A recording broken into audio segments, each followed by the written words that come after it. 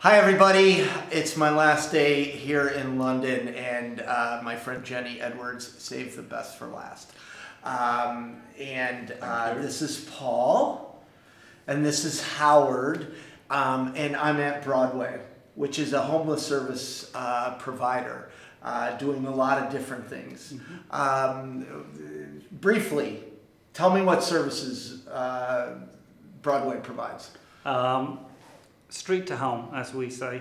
So it's everything from working with people on the streets through to running hostels, day centres, welfare advice, money advice, outreach, supported housing, and probably most importantly is the bit before people hit the streets, which is trying to prevent them getting there in the first place. Right. And Paul here has an interesting background because he was sleeping rough and now you're a trustee. Yes. 5 years ago, after I lost, well, I got divorced, I won't go into that part of it. I ended up on the street in the Strand, Westminster, for 2 years, in and out of hostels. And then when I went to rehab, because I'd become an alcoholic, Broadway picked me up from rehab into supported housing. In November this year, I'll have been on the board of Broadway for 4 years, which is, to me, what every service user should do, to show that there is an end to somewhere. It's not, being on the street is not the end. Being up off the street and in your own place is the end, because then you've got your life back. Why I said this is the best, and those of you that follow me know that my big song and dance is that we need to listen to our homeless friends. And when I got into this room, that's what they wanted to talk about. In fact, they said something that I've never heard before. Well, a couple of things, but one of them is, you know, as you travel, you hear, oh, we have a success rate. We have 75% success rate. Everybody is 85%. They said you had a satisfaction. What was the... The satisfaction is we do a survey called the Pulse every 2 years, and it's a client survey about all our services and everything that happens in the hostels and supported housing. And in the survey, it's come out that there's 92% satisfaction, or they're very satisfied in the services that Broadway provides. And one thing about the services that Broadway provides that Howard didn't mention is actually we do have one of the best listening ears in staff for clients. And to me, that is one of the most important services we don't even get funded for, is for that staff member to be able to listen to a client when they just need to say something. Now, you even allowed clients to affect some of your policy. You're telling me about a recent policy change that you had them talk about or influence you. Yeah, it's funny the word allowed. It's just how can you run any organisation if you don't let your customers or your people not just influence but determine how that organisation is run. So it's an anathema to me that people don't. Right. It's an anathema to me that other charities don't have clients on their board as trustees. And I'll say this for Paul, we don't lower the criteria. So our chair is a former permanent secretary of the Department of Work and Pensions, managed 110,000 staff, had a £40 billion budget, and has an equal vote with Paul, because actually in terms of their competencies, they're just the same. Right. So you work from what people can do and people's abilities, and if you work from that, then why would you not just let people influence them, but determine them? That's our client service, it's not mine or ours. Well, you were even talking about, and this is where I started getting goosebumps, how you were looking at social media as a way to get that instant feedback. And you even said, I think I dream of the day when we can get that feedback from our clients. I mean, that's huge. I filter stuff. You know, if you come through me, if you come through our staff or our volunteers, there's a filter. However soft, however minimal, there's still a filter. You know, and one thing we don't do is help the people who we see, who are homeless or who are services, speak directly to the public. No filter, no editing, just say it, right or wrong, up or down, black or white, who cares? Actually, that ability to just say it is the important thing. What people say, or that will follow its own lead. Right. And I think people like myself are too quick to say, well, you can say it, but just within these parameters, or be careful if you say that. Actually, just say it. And that's the exciting thing. That's well, we come out of nonprofits, and we believe that we can still control communications. And the truth is, in today's world, we can't.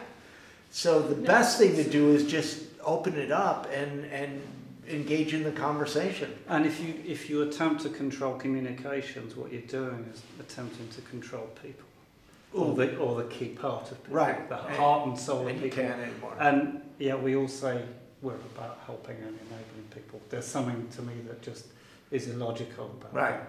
Say it and then just deal with what's said. Yeah. Take it, take it as said and help people to do that. And if you can do that, you just that's what's important. How you do it, that's what's important. Don't limit people. I mean, I could sit and talk to you guys all day. Let's segue a little bit to homelessness in London. I first learned of your agency because of a report that just came out. Could you talk a little bit about that? Broadway does many things. One of the things we do on behalf of the government is, it's a bizarre thing to do, we count homeless people. we count rough sleepers. So one of the things we do is go out, and lots of people do it, and go out and count people throughout the year, which on one level sounds ridiculous if you landed from Mars. Why do you go out and count people? But on another level, unless you count, unless you measure your performance, how do you know if you're getting better? So that's what we do. And what does it tell us? It tells us that actually the people coming onto the streets over the past year has really gone up, 60% plus. It also tells us that we're better at counting. It also tells us that of all the people that come on the streets, and in London there are over 5,500, three quarters of those actually don't spend more than a night. So that information, there's good news and bad news. It's terrible that people are coming onto the streets, but actually, as London, and in this is central government, the London government, charities like us, we've got much better at getting to people really quickly, which is and important. Helping them to Which get is off. important. Yeah, that's right. Because what's the research? If you're on the streets for a week, you start getting behaviours that don't leave you. I mean, why am I telling you to this? It's just that's what happens. So that's one of the things we do. So are we seeing a rise? Yes. Are we trying to get better at dealing with that rise? Yeah. But I go back to the first point. One of the things that we're seeing here in England with the economy and all of this is where our services have been cut and restricted are those preventative services. And to me, preventing people ending up on the streets has got to be the aim. Yeah. And one, financially, it makes no sense. Right. When for a few pounds you can give someone some advice or some help or link them in. Right. Whereas a hostel bed costs £26,000. No. Where's the sense in spending £26,000 to help someone off the streets when you can spend a few pounds to keep them preventing? So there's that. Prevention's really big in the States now too. Absolutely, and it's something we need to get better at here. And we can see that from the figures, and that's why it's important. Now, one thing you guys do, and I think you guys, I don't know if you are, again, you said they have the contract for it or something, is you monitor or get data from all the touch points when people hit service areas. So it's a coordinated effort, which is something that we don't do. And that's so important because you find where people are going for services and what services, what systems are working, what systems aren't working. Oh, I draw a distinction, and we were talking earlier about people's perceptions of services. Right. There's for me, there's a sort of hierarchy of data, information, knowledge, and hopefully wisdom. Ooh. We have lots of data, right, which hopefully gives us some information. that doesn't always translate into knowledge. Right. So you can look at the figures, and you can look at the numbers of people going to the hostel, how long they stay, where they move on to. But that's only part of the story. It's an important part of the story. But actually the power of this is actually people saying, yeah, you know, actually I was really happy with that. Yeah. It goes back That to worked, the that didn't satisfaction. work, yeah. You know, Right. and if you can get the numbers right and the perceptions right and the Right. stories right, then you have something. Yeah. So it's not, you know, it's not Yeah. just all the numbers. Sometimes people might make and hide behind some of the numbers and sort of kid ourselves with doing. Well, I learned a term here called cooking the books. Yeah. Oh yeah. So, but I mean, one of the things that we do. Can we just be clear? Not from Broadway. In case any of our funders are looking at this. You didn't learn it this afternoon. And in the States, one of the things, everybody's so ivory tower or isolated. Yeah. And we don't monitor. You know, in the United States, we count homeless one time during the year, during the winter when everybody's, more people's inside. And then we don't count and we don't monitor when, so you guys are always counting, and monitoring when they hit different agencies and coordinating that data together. It's not just your data, it's everybody. So it's actually a good representation of homelessness in London. Yeah, the analogy, when we do both, and I sort of use the analogy that the one count, the big street account, is a photo. And as such can be really powerful, photographs. Right. Are. But the ongoing data collection is the video. Right. You know, and one isn't the truth. They're Well, both, I like that. They're both the truth. Yeah. 10 years I've been working on that. But they look at the same problem from slightly different perspectives. And actually, if you can do that, perhaps you get some slightly different answers and you can tackle it in different ways because that's what's needed. So that's how we do it. But I come back to, you know, if you're not measuring it, you don't know. Yeah. You don't know whether you're doing any good or not.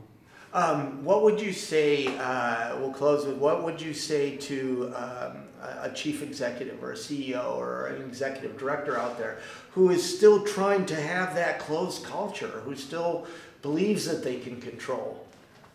Oh, I don't know. Get a life. Seriously, get a life. Because you can't. Well, there it is. There's so many. Instead of working together, we're still, you know, a homeless service provider used the word competitor, which we are, but that word almost puts us at, you know, fighting. Yeah. And we've got to stop that. We are. You know, I used the phrase earlier. You know, charities like ours are, you know, described to me as we're all sharks swimming in the same puddle. Right. We all think we're big and strong and important, but actually it's a small world. I think I'd turn that into a positive. And I'd be saying, from my experience of working with people in London, people who've been homeless, our trustees, my staff, other agencies, people who work in government, actually the vast majority want to do what's right and want to make a difference in a positive way. I agree. The police, you know, you name it, politicians. Right. So how do you capture, with a bit of humility, because you might be wrong, but how do you capture that and just do some action on it and figure out how that works and keep coming back at it? Right. So, and I think the strengths of London, and I've been, are that people do really want to make a difference. People care. I'm with you. I always say that. Actually, you know, people care, and actually chief execs probably do too. Yeah. One or two. One or two. One or two. So thank you very much for taking the time. Thank you. I'm honored that you wanted to have the.